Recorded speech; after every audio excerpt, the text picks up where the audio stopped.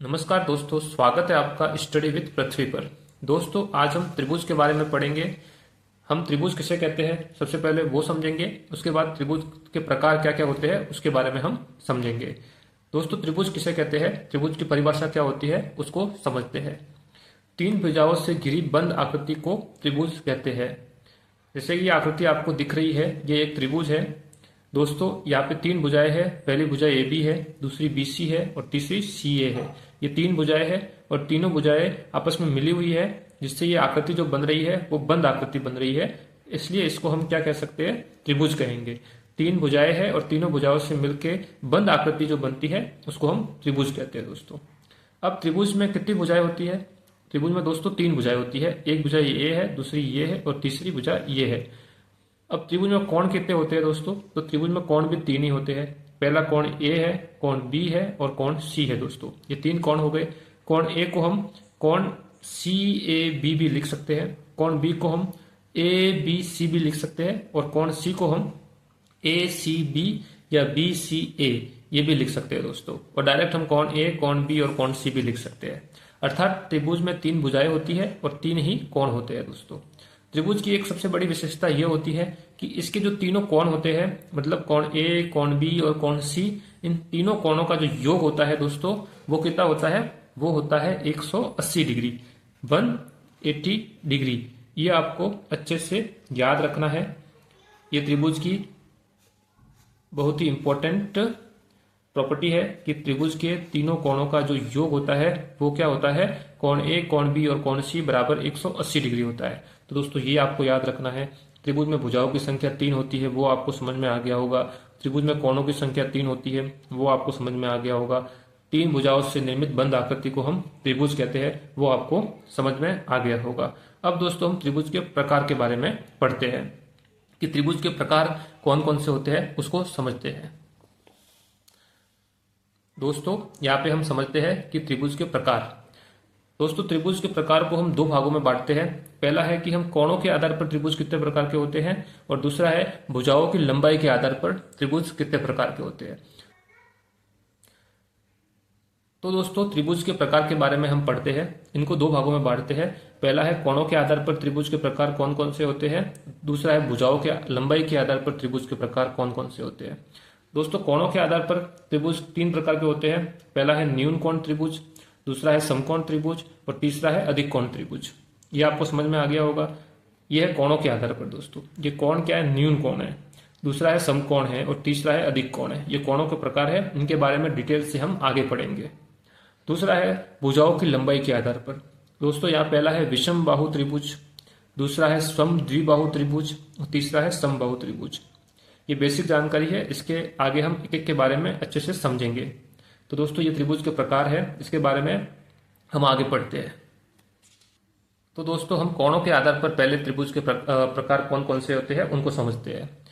दोस्तों, कोणों के आधार पर हमने पढ़ा है कि एक तो होता है न्यून कोण त्रिभुज, दूसरा होता है समकोण त्रिभुज और तीसरा होता है अधिक कोण त्रिभुज।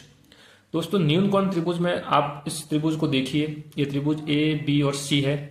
इसके तीन कोण बन रहे हैं, कोण ए है, कोण बी है और कोण सी है। तो न्यून कोण त्रिभुज का मतलब क्या होता है दोस्तों? इनके जो तीनों कोण हैं, कोण ए, कोण बी और कोण सी, वो तीनों न्यून कोण है। और न्यून कोण कितना होता है? ऐसा कोण जो 90 डिग्री से छोटा होता है उसको क्या बोलते हैं? न्यून कोण। तो मैंने यहाँ लिखा है, आप भी अपने नोटबुक में नोट कर सकते हैं कि न्यून कोण त्रिभुज सभी कोण 90 डिग्री से छोटे हो। यहाँ पे कोण ए, कोण बी और कोण सी तीनों ही 90 डिग्री से छोटे हैं, तो वो न्यून कोण त्रिभुज कहलाता है। दोस्तों, कोणों के आधार पर जो दूसरा प्रकार है वो है समकोण त्रिभुज। समकोण त्रिभुज किसे कहते हैं दोस्तों? तो दोस्तों, आप देख रहे हो कि ये जो कोण दिख रहा है आपको, ये कोण जो आपको लग रहा है सीधा एकदम, ये कोण दोस्तों 90 डिग्री का होता है। ये कोण जो आपको दिख रहा है, ये एक कोण ए कोण है और ये 90 डिग्री का है। तो समकोण त्रिभुज, ये त्रिभुज समकोण त्रिभुज है। तो इसमें केवल एक कोण 90 डिग्री का है। एक कोण समकोण हो, इस त्रिभुज को हम क्या कहते हैं? समकोण त्रिभुज। ऐसा त्रिभुज जिसका एक कोण समकोण हो। समकोण किसे बोलते हैं? 90 डिग्री को ही समकोण बोलते हैं। तो ऐसा त्रिभुज जिसका एक कोण समकोण हो, इसको हम क्या बोलते हैं? समकोण त्रिभुज हो गया दोस्तों ये।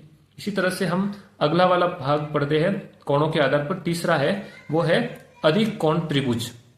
तो दोस्तों, ए बी सी ये त्रिभुज आपको क्या दिख रहा है, अधिक कोण त्रिभुज दिख रहा है।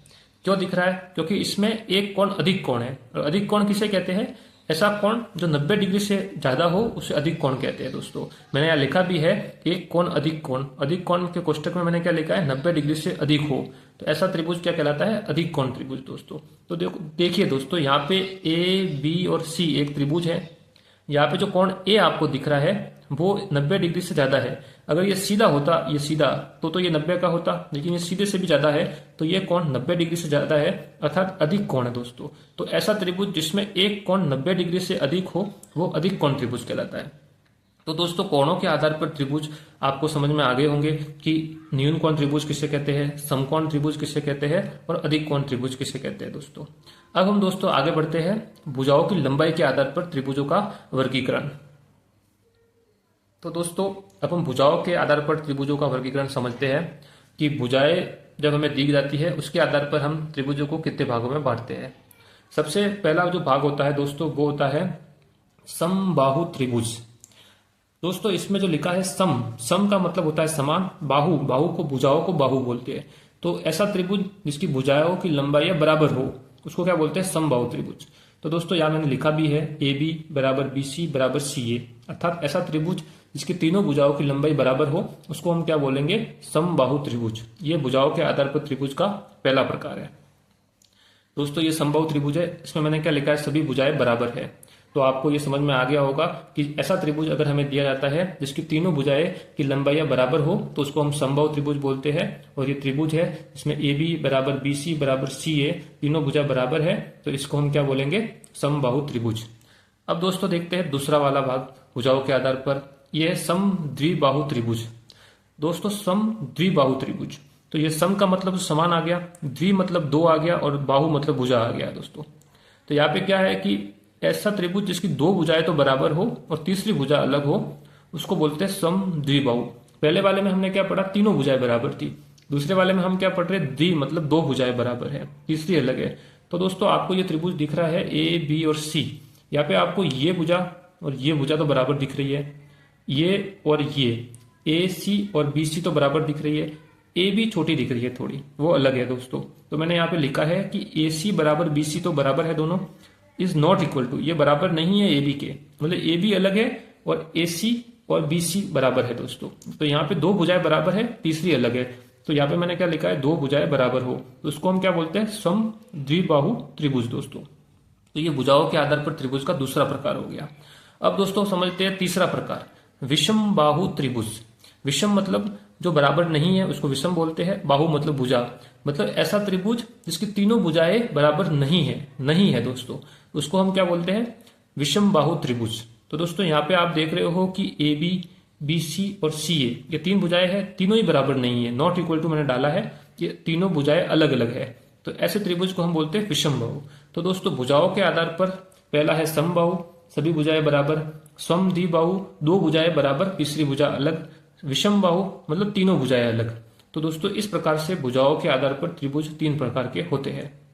तो दोस्तों, हमने इस वीडियो में पहले त्रिभुज की परिभाषा के बारे में समझा, त्रिभुज के कुछ प्रॉपर्टी समझी, उसके बाद हमने कोणों के आधार पर त्रिभुज का वर्गीकरण और भुजाओं के आधार पर त्रिभुज का वर्गीकरण देखा। दोस्तों, मैं आशा करता हूं कि आपको ये वीडियो अच्छा लगा होगा। आपको इस वीडियो के बारे में अगर फिर भी कोई डाउट है तो आप कमेंट कर सकते हैं। दोस्तों, अगर आपको वीडियो अच्छा लगा है तो वीडियो को लाइक कीजिए, वीडियो को अपने दोस्तों के साथ शेयर कीजिए। दोस्तों, अगर आप हमारे चैनल पर नए हैं तो हमारे चैनल को सब्सक्राइब कीजिए। दोस्तों, मिलते हैं नए वीडियो में नए टॉपिक के साथ। धन्यवाद।